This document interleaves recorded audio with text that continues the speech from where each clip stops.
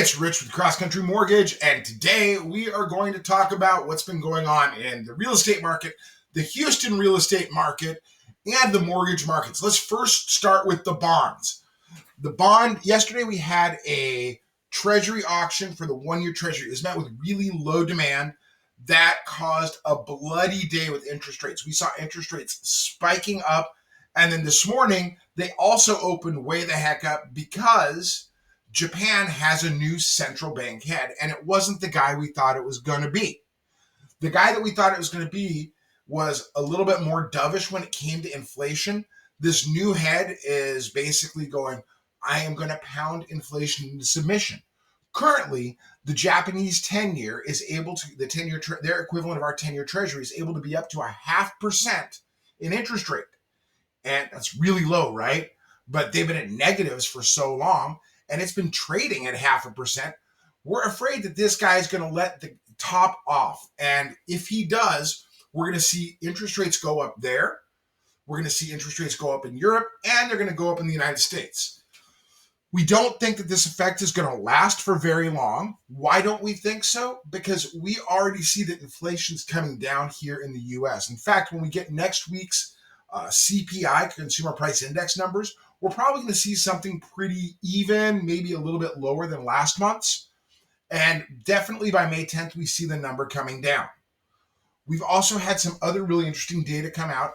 Zillow does a study with Pulseonomics, and they do this every quarter. They ask 150 of the top economists in the U.S. where they thought home prices are going to be in the next 5 years. The consensus is that home prices are going to go up over 23%. That means that if you buy a $500,000 house right now, in 5 years, it's going to be worth over $615,000. Not a bad investment. The other thing that they asked them was, what do you think about interest rates? When do you think that interest rates are going to peak? And they said Q1 of 23. That's right now. So all of these major economists believe that at the end of this quarter, interest rates are going to start dropping more. In fact, we may have already seen the highest interest rates. So these last couple days where we've seen rates spike have been a little bit of an anomaly. If you've got a longer time frame as far as when you need to lock for the purchase contract you're in, we're really kind of cautiously floating stuff right now. We think that we're going to receive the benefit of better economic news to come. Houston, the Houston Association of Realtors had a couple of really great publications they released yesterday. The one that I'm really interested in is the affordability index, or actually it's what percentage of Houston families, households can afford to buy the median priced home, and can afford to rent the median priced apartment. Now, with the median priced home, we're seeing that only about 40% of Houstonian families can currently afford a median priced home in Q4 of 2022. Part of this was just because of the rapid increase in interest rates. I mean, interest rates went sky high, and we're going to start seeing them come down. So we should see that these affordability numbers are going to increase again. But remember, 40% of households here can get the median priced home. And as far as being able to afford the median priced rental, that number went up just a little bit. It went from 45% in Q4 of 21 to 48%.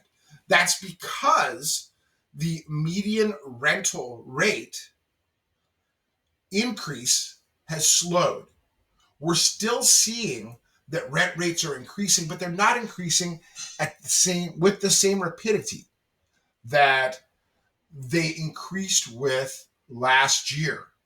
So this is probably a little bit of good news if you're renting. And if you're buying, as the rates come down, what we're going to see is home prices are going to become more affordable for more of the population, which means that more people are going to be out there trying to buy. As far as the weekly activity, New listings got a boost. They're up 6% compared to the same week last year. Pendings are down about 17%. That number keeps closing. We still do have a lot of folks who are pulling their listings off the market. Closings were only down about 16%. Now, if you think of it this way, last year at this time, people were closing on homes with interest rates that started with a 3. Now, they're closing on homes with interest rates that start with a 6 or a 7.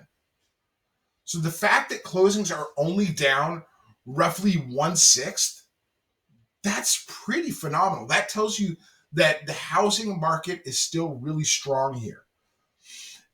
Showings were down just a little bit. Listing views were down a little bit more than last week's data, but there's still a lot of activity out there. There's a lot of interest. More people are reaching out right now to see about purchasing homes than were doing so last summer. So this is a great time to get out there. There are great opportunities. If you're interested in purchasing a home or getting an investment property, now is the time. Remember, once rates go down, you can refinance. So you're locked in at your purchase price, but you're not locked in at your interest rate. However, when rates go down and prices go up and there are bidding wars, then what's going to end up happening there? We're going to end up being locked in at that purchase price. So even though your interest rate is lower, you're still paying more for the house. If you have any questions, give me a call, 281-841-1723.